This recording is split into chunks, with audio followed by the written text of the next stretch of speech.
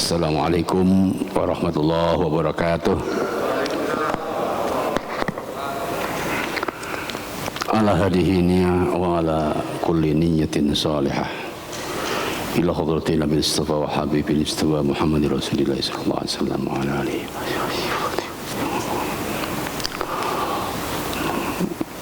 ghafarallahu dhunubahum wa wasi'a quburahum. Al-Fatihah. A'udzu billahi minasy syaithanir rajim. Bismillahirrahmanirrahim. Alhamdulillahi rabbil alamin. Ar-Rahmanir Rahim. Maliki yaumiddin. Iyyaka na'budu wa iyyaka nasta'in. Ihdinas siratal mustaqim. Siratal ladzina an'amta 'alaihim ghairil maghdubi 'alaihim waladdallin. Rabbighfirli wa li amin. Rabbi shrah li sadri wa yassir li amri wahlul 'uqdatam min lisani yafqahu qawli waj'alni wajiran min amri. Allahumma alhimna ilman naf'uhu bi awamiraka wa nawahyaka. Warzuqna fahman na'lamu bihi kaifa nunajika ya arhamar rahimin. Allahumma akrimna bi nuril ilmi wa ahlina min dhulumatil wahmi waftah lana abwaab rahmatik wansur alaina hikmatika ya arhamar rahimin. Walhamdulillahi rabbil alamin. Kita lanjutkan tafsir maudhu'i surat Al-Maidah ayat ke-8. Silakan dibuka.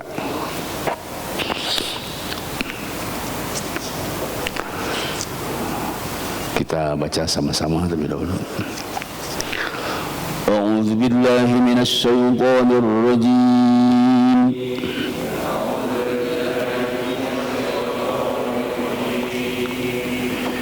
Bismillahirrahmanirrahim.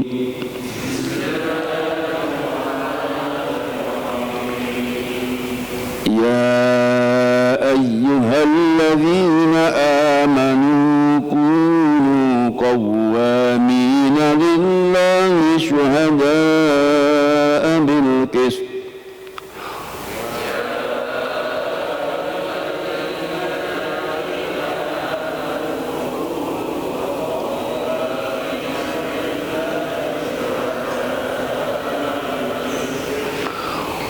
ولا يجرمنكم شنآن قوم على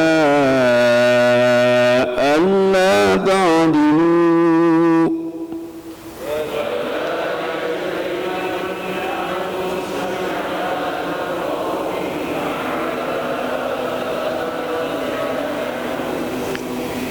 اعدلوا هو أقرب للتقوى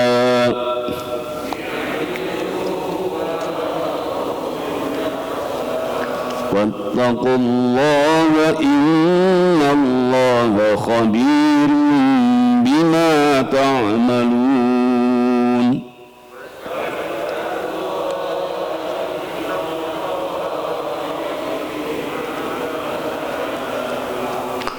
صدق الله العظيم.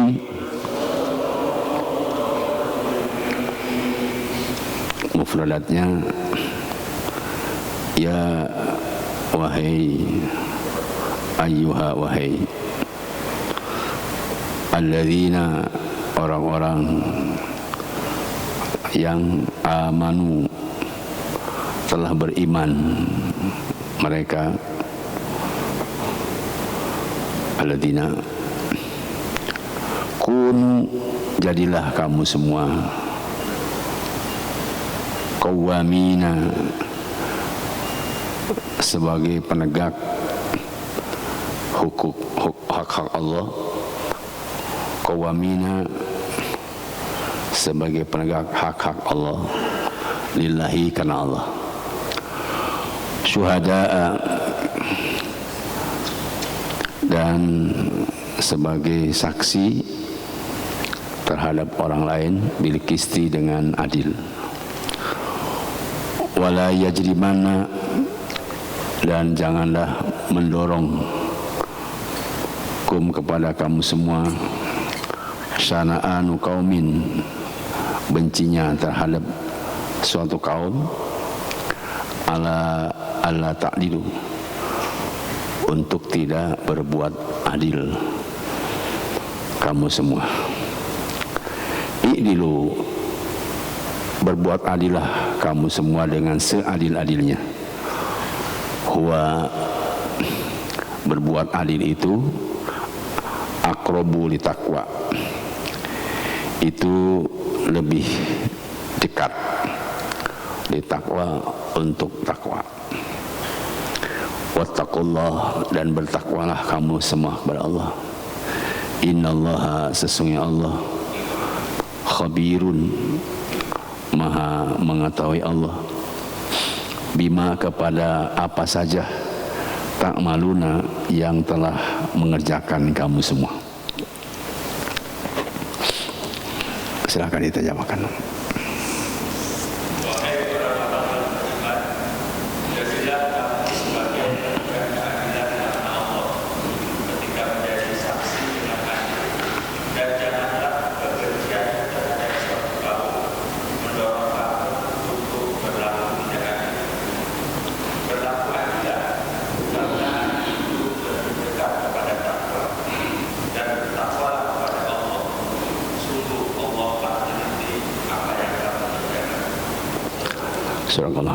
Judul secara kontekstual, kita hanya menuntut ketidakadilan. Ini kalau teksnya harus berbuat adil, tapi kalau konteks dari ayat ini, kita hanya menuntut ketidakadilan. Karena kalau surat Al-Maidah ayat 8 ini harus dihidupkan oleh kita. Kalau perintah berbuat adil berarti itu hanya nyuruh kepada penguasa. Jadi kita sebagai rakyat harus menuntut ketidakadilan jika memang penguasanya tidak berbuat adil. Kita kira seperti itu. Jadi ayat ini judulnya diambil dari mafhum, dari kalimat i'dilu. I'dilu itu menurut ilmu nahu itu ada maf'ul yang tersimpan, karena ada lafaz huwa, domir munfasil. Huwa itu isim domir, rujuknya kepada adil. Jadi i'dilu adlan, berbuat adilah kamu dengan seadil-adilnya. Kalau dalam bahasa Arab itu kan ada kumtu qiyaman atau waqaftu wukufan, saya benar-benar berdiri, itu waktu wukukan.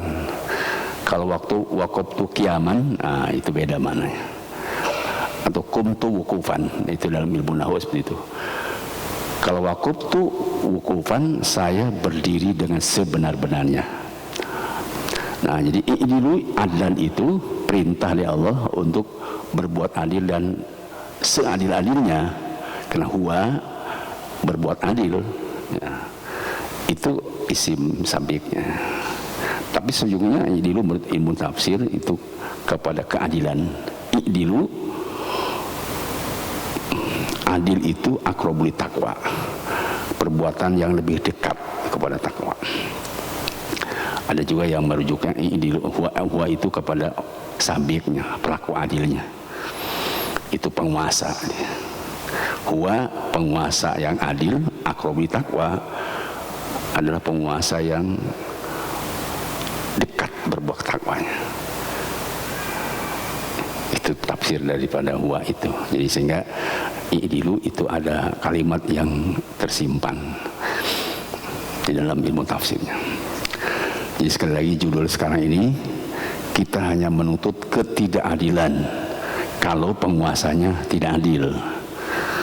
Kalau penguasanya sudah berbuat adil, kita tinggal mengikuti saja aturan-aturan yang dibuat oleh penguasa adil. Baik, kalau setiap saya menjelaskan tafsir maudhu itu, dikaitkan dengan ayat sebelumnya atau sesudahnya. Kalau ayat sebelumnya itu menjelaskan tentang dua hal.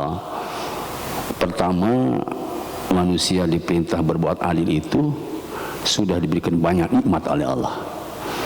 Dan yang kedua, diperintah adil itu karena sudah ada ikatan janji kepada Allah atau menyebut nama Allah untuk berbuat sesuai aturan Allah. Itu diambil nikmat Allah dan mitsaqal ladzi wathaqakum bih. Sehingga kalau sudah dia melihat banyak nikmat yang diberikan dan sudah berjanji kepada Allah, maka ada dua hal yang dia harus lakukan. Pertama, dia sami'na, harus mendengar inspirasi atau aspirasi dari masyarakat. Dan kedua, ata'na, dia harus taat kepada aturan yang dibuat bersama dengan masyarakat. Sebab sami'na wa ata'na ini asalnya kepada Rasul. Rasul membuat sebuah aturan yang datang dari Allah, sehingga para sahabat sami'na wa ata'na, mendengar apa yang disampaikan Rasul dan ditaati. Jadi perbuatan adil itu dilakukan karena tadi sudah ada sebuah aturan, yaitu syariat yang diatur oleh Allah, dibawa oleh Jibril, diturunkan kepada Muhammad SAW untuk semua manusia. Jadi aturan itu tidak untuk sepihak, tapi untuk semua manusia. Jadi kalau rahmatan lil alamin itu tidak hanya penguasa, rakyat juga. Tidak hanya rakyat, penguasa juga. Bahkan rahmatan lil alamin untuk alam semesta, termasuk hewan, binatang dan tumbuh-tumbuhan. Itu harus mendapat kasih sayang dari yang menama syariat yang dibawa Nabi Muhammad SAW, bersumber dari wahyu. Dan sebagai eksekusi atau eksekutif peraturan wahyu, maka dia harus mengeksekusi tentang kebaikan-kebaikan. Di antaranya adalah berbuat adil. Jadi ayat 8 ini sebenarnya lanjutan dari ayat sebelumnya. Demikian nanti di ayat sesudahnya. Nah, sebelum menjelaskan tentang yang ayat 8 ini, ayat sesudahnya itu juga ada janji bagi orang yang berbuat adil, beriman dan amal soleh, akan berampunan dan pahala. Dan ada ancaman bagi orang yang tidak berbuat adil, itu ashabul jahim, dia akan menjadi penghuni api neraka jahanam atau akan jahim. Kalau lihat teksnya, kalau kafar wa kadzabu bi ayatina, dia kufur dan mendustakan ayat kami, itu adalah dia tidak berbuat adil, karena ayat sebelumnya dia disuruh berbuat adil. Jadi ayat 10, orang kafir dan yang mendustakan ayat itu artinya orang yang tertutup hatinya sehingga tidak berbuat adil. Dan orang yang tertutup hatinya tidak berbuat adil, maka dia diancam oleh masuk api neraka. Di ayat yang 11, itu masih korelasi tadi. Orang yang tidak berbuat adil itu ada contohnya, Pak. Contohnya yaitu hamma qaumun ayyabsutu, atau di dalam ayat lain bastotan itu.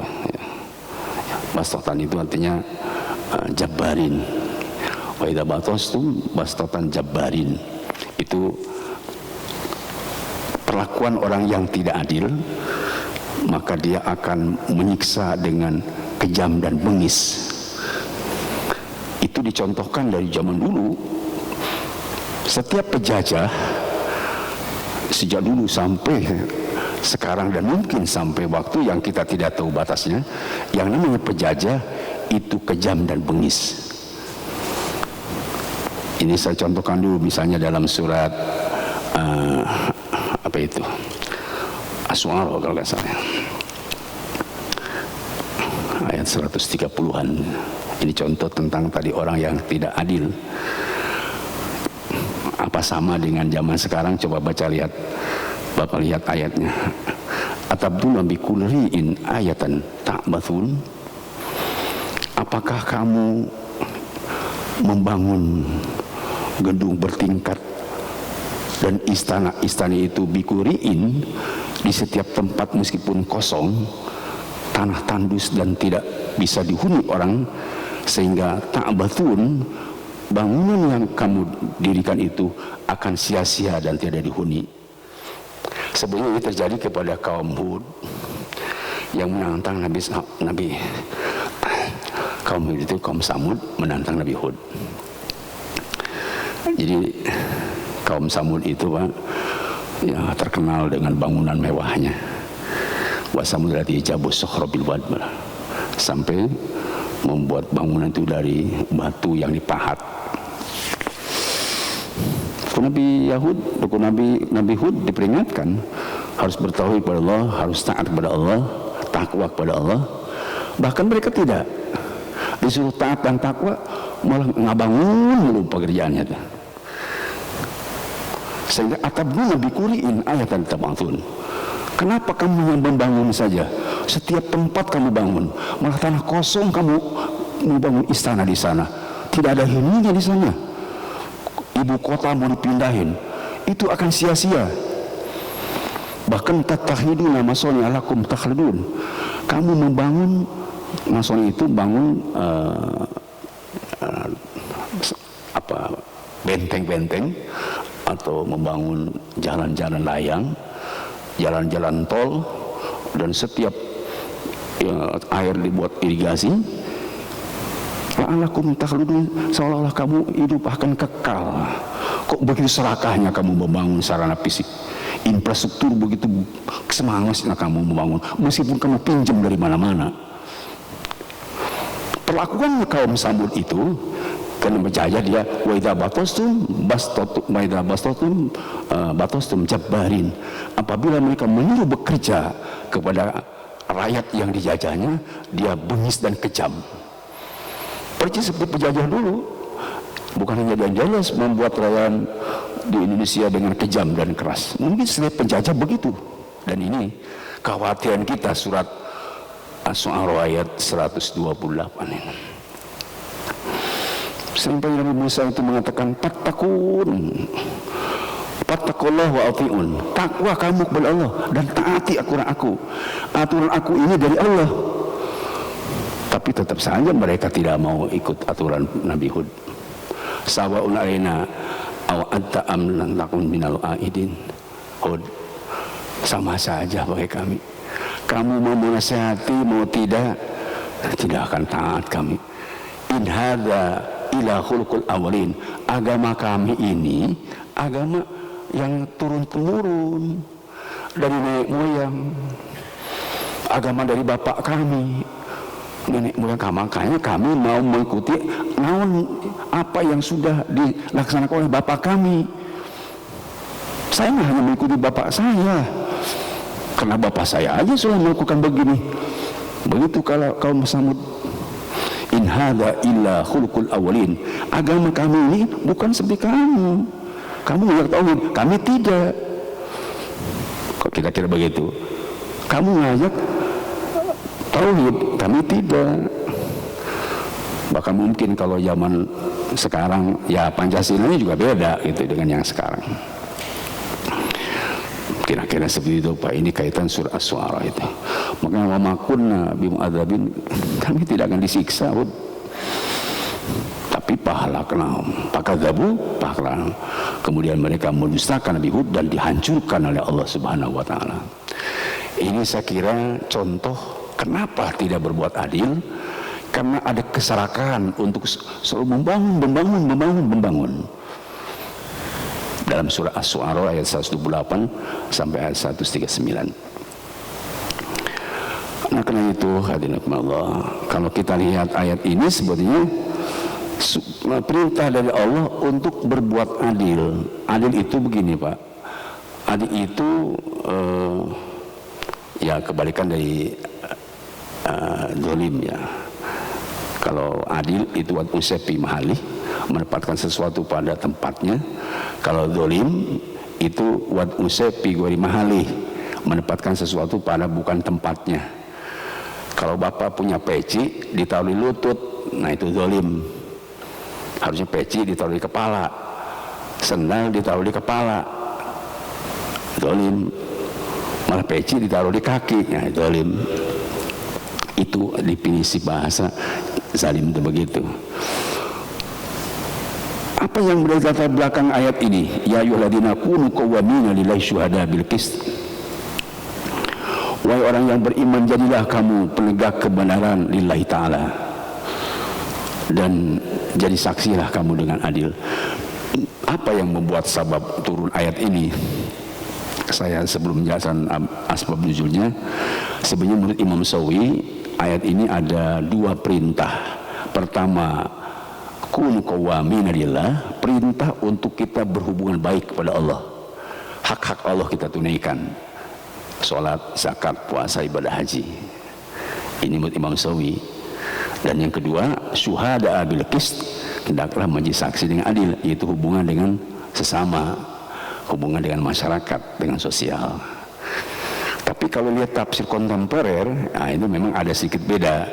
Seolah-olah kun qawamin, tegakkan kebenaran, syuhada bil qist, bela keadilan, atau dibalik membela kebenaran, tegakkan keadilan, bahasa sekarangnya.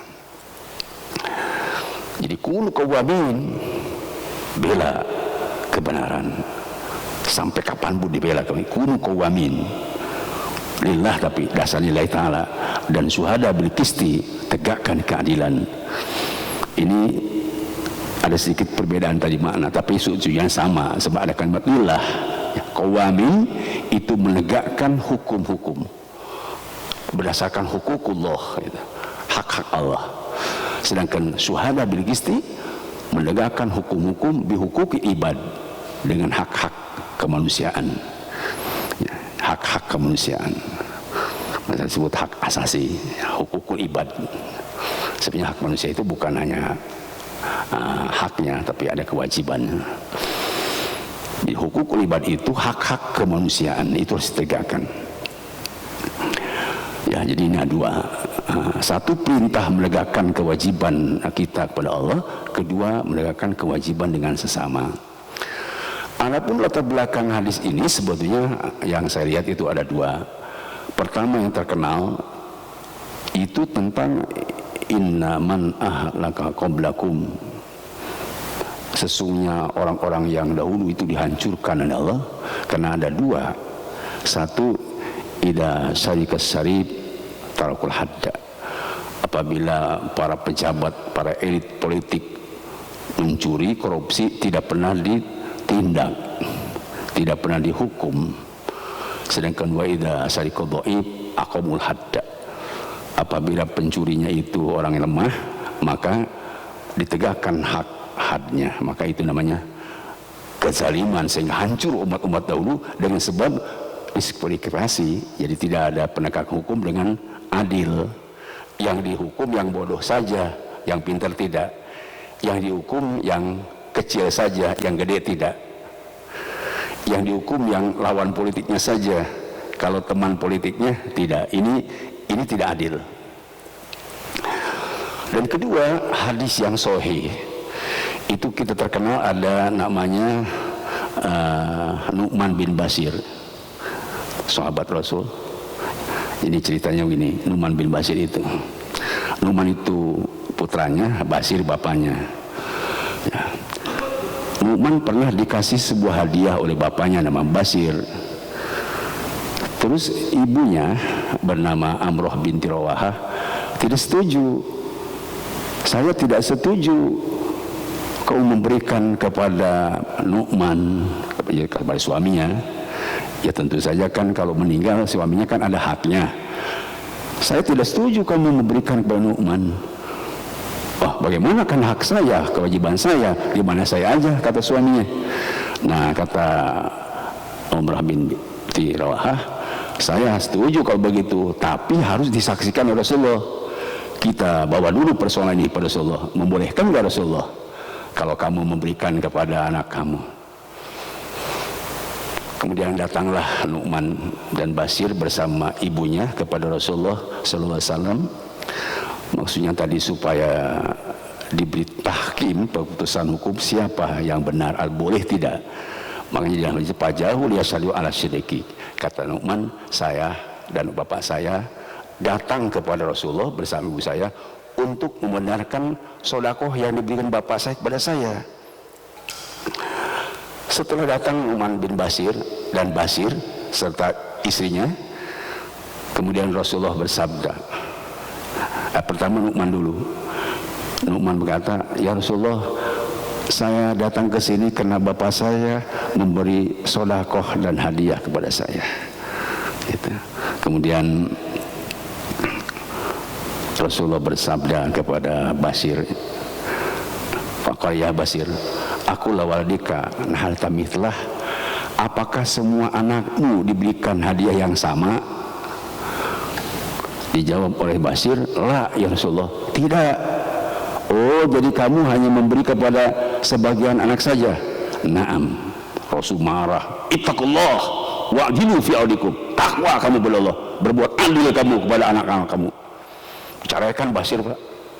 Rasul dia marah, kok kenapa kamu memberikan kepada Nu'man saja, tidak kepada semua anak-anakmu?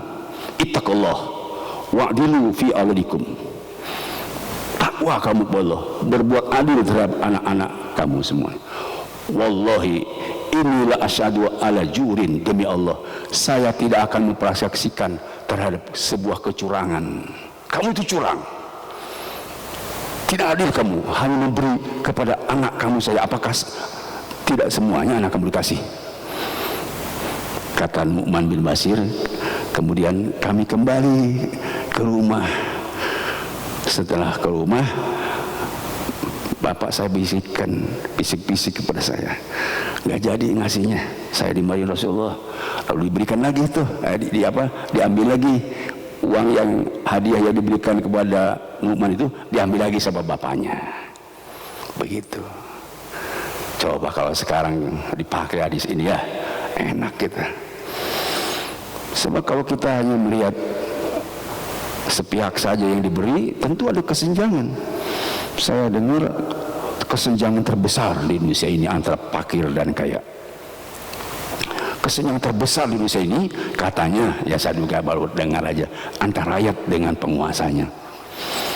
Kesenjangan besar antara umat yang bodoh dengan ulamanya. Meskipun ya kita malah alhamdulillah, tapi menurut analisis para ulama, para ahlinya di luar negeri, ternyata di Indonesia ini kesenjangannya bukan hanya fakir miskin, rakyat dan pejabat, termasuk yang bodoh dengan para ulamanya. Para hadirin semua, sebetulnya ayat ini ada lanjutannya. Apa lanjutannya? Wala yajibanakum syana'anu qaumin ala an la ta'dilu. Janganlah kebencian kamu kepada suatu kaum sehingga kamu tidak berbuat adil. Janganlah karena kamu benci kepada suatu kaum, kamu tidak berbuat adil. Artinya apa? Coba, kepada yang dibenci sekalipun tetap harus adil, kepada musuh sekalipun tetap harus berbuat adil. Kenapa? Karena kalau musuh diberikan hak-haknya, Pak, secara psikologis pasti baik dia. Tapi kalau musuh dijolimi, itu akan jauh. Bapak punya istri kan? Bapak punya istri semua. Saya kasih contoh. Kalau bapak sekarang, maaf, ada sedikit benci kepada istri kita, lalu tidak dikasih uang, jawab sok. Tambah jauh, nutari nomor 2 puting, terlihat sare, samu, gara-gara apa tadi? Gara-gara kita benci, maaf, contohnya pemecah 2 gitu ya. Satu karena sekolot terjual duit, beda Pak, itu tidak boleh. Mereka murah terus ya, tidak boleh. Ya kolot depan saja murah, itu kenapa kamu kemudian jadi berubah? Apalagi kalau dinyatakan seorang pemimpin saya sudah menang, berarti menang itu untuk seluruh rakyat. Tidak boleh ada klarifikasi sebenarnya. Karena kalau sudah jadi pejabat, pemimpin itu semua rakyatnya. Seperti kita sebagai warga, sebagai rakyat. Kalau kita memilih nomor 4, ternyata yang dapat nomor 5, tetap saja nomor 5 adalah pemimpin kita. Betul tak? Betul tak? Jauh bahasa namun milih nomor 4, terjadi nomor 4, lalu memusuhi ke pejabat, susah hidup. Ini sudah memang kesenjangan lalu dibuat tidak adil, tambah jauh. Itu secara psikologi. Faktor sosiologi apalagi? Sehingga ayat ini sebetulnya wala jahibanakum misalnya kaum ala tajidu, tidak boleh kamu berbuat adil kepada orang yang dibenci sekalipun. Ini sebenarnya kan sama dengan surah An-Nisa. Cuma kalau surah An-Nisa ya surah An-Nisa itu kan sebenarnya menjelaskan tentang apa namanya keadilan juga. Cuman bedanya kalau di surah An-Nisa kan itu berbuat adil meskipun kepada anak, istri, apa namanya kerabat, kayak gitu ya. Coba baca tuh surat An-Nisanya. Ya ayyuhalladzina amanu kunu qawwamina bil qisti syuhadillah walau ala anfusikum. Berbuat adil itu meskipun merugikan diri kita, awul walidin, atau merugikan ibu bapak kita, wal akrobin, meskipun kerabat kita. Itu surat An-Nisanya begitu. Cuman kalau di ayat ini kita terpaksa berbuat adil meskipun kepada musuh. Kita juga di surah An-Nisa berbuat adil meskipun kepada orang tua kita. Yang namanya salah tetap salah. Kalau yang namanya benar tetap benar gitu. Itu Pak ya. Jadi kita tadi menuntut ketidakadilan, bukan menuntut keadilan. Kalau menuntut keadilan itu bahasa menurut saya kurang tepat ya. Saya menuntut keadilan ya bisa-bisa saja, tapi sebetulnya kalau menuntut keadilan itu harapan kita menang. Kalau menuntut ketidakadilan bukan hanya untuk kita, orang lain juga. Kalau kita menuntut keadilan itu konotasinya hanya kita aja yang menang, Pak. Saya berperkara nih menuntut keadilan untuk saya. Tapi kalau menuntut ketidakadilan tidak hanya untuk saya aja. Sebab yang didolimi bukannya saya saja. Nah, itu pengertiannya. Menuntut ketidakadilan. Sebab yang dizolimi cukup banyak. Coba saya perenungkan bapak-bapak. Kalau menuntut keadilan boleh, tetapi pengertian keadilan hanya untuk diri kita. Kalau menuntut ketidakadilan, sebab yang dibuat zalim itu cukup banyak. Jadi surah An-Nisa ayat berapa tadi? Lupa saya ayatnya dah. Jawab bisa lihat ya.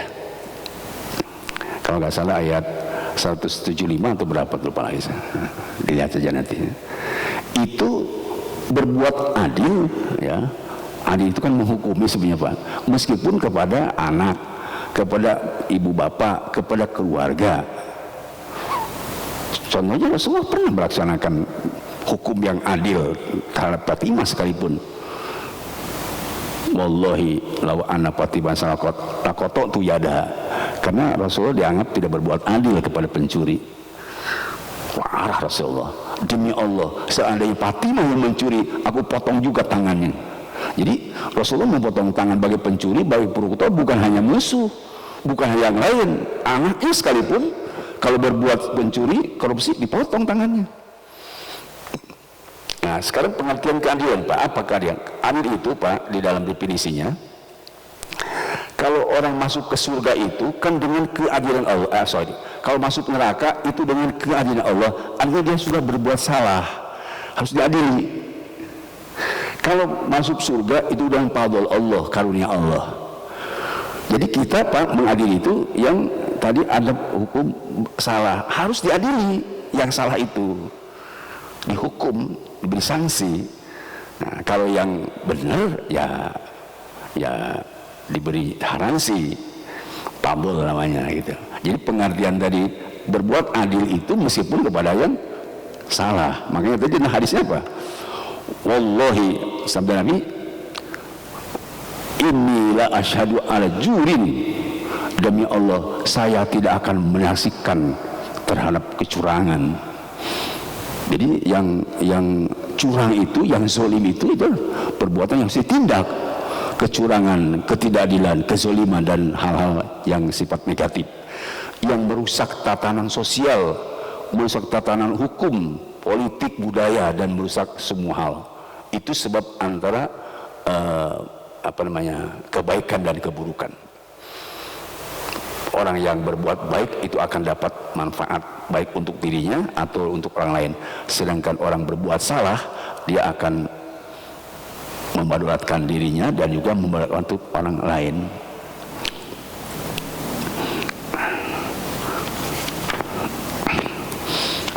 Kemudian di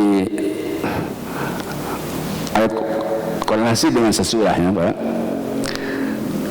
Kalau Bapak lihat di sini tadi ada kalimat walladzina kafaru wa kadzdzabu bi ayatina ulaika ashabul jahim. Orang kafir dan berusaha kami akan menjadi penghuni neraka jahim. Sedangkan ya ayyuhalladzina amanu dzkuru nikmatallahi 'alaikum. Ini juga korelasi, Pak. Wahai orang beriman, ingatlah kabar nikmat Allah. Idhama qaumun ayyabsudaikum, ketika ada satu kaum akan menindak tegas, berbuat jahat dan berbuat kejam kepada kamu dengan tangannya, tetapi kaffa aidahum ankum, ditolak oleh Allah. Ini ayat ini sebetulnya masih ada korelasinya, karena kalau tadi sudah banyak kezaliman, tidak ada keadilan, maka orang akan banyak tuntutan kepada penguasa atau para pejabat atau kepada ulama. Pada masa sekarang menuntut itu dengan demo atau dengan memberi surat, atau seperti zaman Rasul begitu. Begitu raja-raja Habsah itu tidak banyak berbuat adil, dikirim surat Rasulullah. Di zaman Nabi Musa, Nabi Harun, Nabi Ibrahim, ya ketidakadilan itu harus diberikan peringatan gitu. Ketidakadilan itu sebab apa? Bisa saja dia ayabsutulaikum tadi biaidikum, bisa saja dia membuat tindakan lebih jahat karena kezalimannya. Bahkan di dalam tafsirnya ini ada 5 pendapat para ahli tafsir tentang ayabsutu ilaikum aidiyahum itu. Ya, ayabsutu ilaikum aidiyahum. Ingatlah ketika ada satu kaum yang akan menghancurkan kamu, yang akan menimpakan batu kepada kamu, yang akan menistakan kamu, yang akan membunuh kamu, yang akan meracun kamu. Sebenarnya di dalam hadisnya cukup banyak. Pertama, ini ya, menurut Ma'mar nih. Menurut Ma'mar dari Qatadah, ayat ini berkaitan ada satu kaum dari orang Arab, aradu ayaftaku bi Rasulillah, akan membinasakan Rasul. Ya. Ini ayat ini berkaitan dengan ada seorang yang akan membinasakan Rasul, yaitu namanya Gawas bin Haris. Itu satu. Yang kedua, menurut Imam Al-Alfi, jadi Ibnu Abbas, ayat ini sebenarnya berkaitan dengan orang Yahudi yang akan menghancurkan dan membinasakan Rasul dengan cara meracun. Jadi orang Yahudi membunuh Rasul itu, ngambil makanan lalu kemudian dimasukkan racun ke situ supaya Rasul meninggal. Tetapi Allah ilahim bisya'nim, Allah memberikan wahyu kepada Nabi Muhammad SAW sehingga tidak jadi. Jadi makanan yang sudah disebut, yang diracun itu tidak dimakan oleh Rasulullah. Ini tafsir yang kedua. Dan yang ketiga, menurut Imam Malik, jadi Kabil Asad, itu ada orang-orang Yahudi yang akan menipu Rasulullah SAW ya, di rumahnya Ka'ab bin Ashraf. Jadi Rasulullah dibawa ke rumahnya Ka'ab bin Ashraf lalu akan dibunuh, tetapi oleh Allah ditolak. Yang keempat, nah, ayat ini berkaitan dengan ketika orang-orang Yahudi sudah marah kepada Rasulullah dan akan membunuh Rasulullah dengan cara ditimpai batu, dengan cara dilempar batu dari atas ke bawah. Ya, itu di dalam hadisnya aradu ayal kau ala Rasulullah Rasulullah akan dilempar dengan batu penggilingan. Lama ja'ahum yastazimpi dari ma'armin, ketika Rasulullah mau mendamaikan tentang tebusan dari kaum Amar yang ditahan. Kemudian mereka mengutus Amr bin Jahas bin Ka'ab supaya mendekati Rasulullah dan naik ke lantai Rasulullah. Kata mereka, apabila Rasulullah injar senabi tatal jidar, apabila Rasul duduk bersandar di dinding, kemudian lemparlah batu penggiling itu kepada kepala Rasulullah. Mereka berkumpul dan akhirnya begitu berlempar ditolak oleh malaikat, tidak jadi. Yang kelima, ini yang terkenal, yaitu menurut Abdul Razak dari Jabir.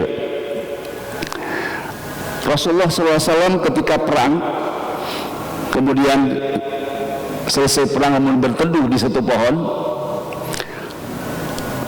Ya, karena perang itu kan Pak ya, manusiawi, kalau capek, panas lagi, berteduh di satu pohon, lalu pedang Rasulullah dikaitkan di atas pohon. Wa alaqan nabi sallallahu alaihi sajaratin, dikaitkan di atas pohon. Kemudian tiba-tiba ada orang Badui ya menghampiri Rasulullah sallallahu alaihi wasallam, dan diambillah pedang Rasulullah dari atas pohon itu.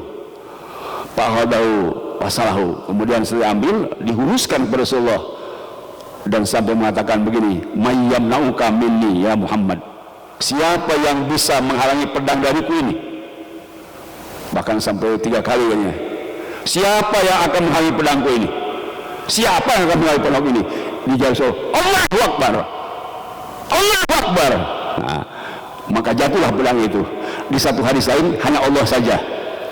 Siapa yang akan menghalangi pedangku ini? Allah. Nah, jatuh pedang itu. Nah, dijawab Allah, jatuh. Tapi setelah jatuh diambil Rasulullah, ya, diambil Rasulullah, tidak kemudian dibalikkan kepada orang Badui itu. Malah Rasulullah senyum. Pasamal Arabi as-Said, ya, pada Nabi SAW. Kemudian diambil pedang Rasulullah. Wahulu khabar ayat apa? Arabi. Kemudian Rasul mendekati kepada orang Arab itu, bahkan Rasulullah tidak membalasnya, bahkan dia agak senyum, bahkan dibangunkan karena kaget dia. Kamu kalau mau mendekati aku jangan guru-gusu, pelan-pelan saja. Jatuh, diambil Rasulullah, dan pedang itu memang pedang Rasulullah.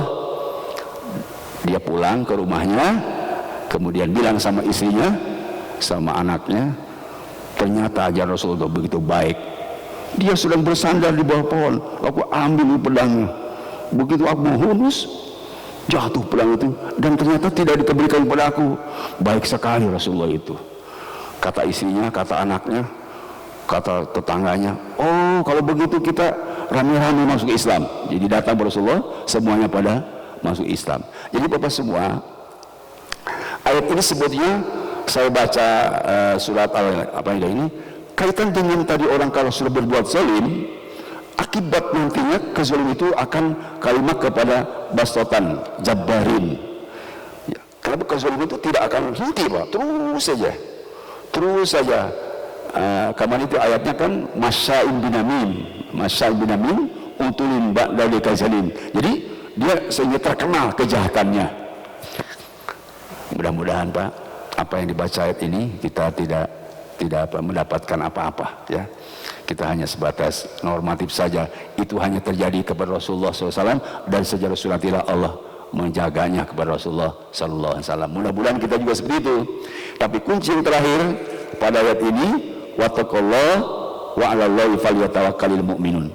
Takwa kita kepada Allah dan tawakal kepada Allah. Insya Allah kita akan dipelihara oleh Allah. Makanya dari situ, man tawakkal Allah kafallahu ma'ahamahu wa hafidhu min syarrin nas wa asamahu.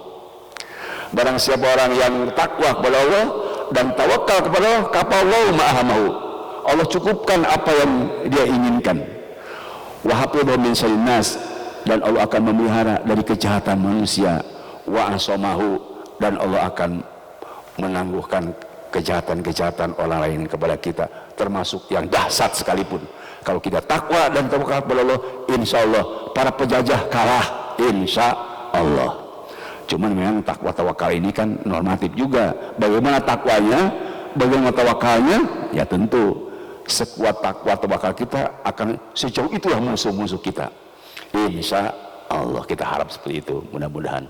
Surah Al-Maidah ayat 8 sampai 10 ini tadi kita menuntut ketidakadilan, mudah-mudahan di satu saat muncul keadilan sehingga kita mendapatkan manfaat dari para pemangku dan para pejabat, penguasa yang sedang dikuasa oleh kita, sehingga keadilan itu tidak hanya untuk satu kaum tapi untuk semua kaum, tidak hanya satu kelompok tapi untuk semua kelompok, tidak hanya satu partai untuk semua dan sebagainya. Mudah-mudahan kita mengharap seperti itu. Subhanakallahumma wa bihamdik, asyhadu an la ilaha illa anta, astaghfiruka wa atubu ilaik. Sallallahu alaihi wasallam Muhammadin walhamdulillahirabbil alamin. Assalamualaikum warahmatullahi wabarakatuh.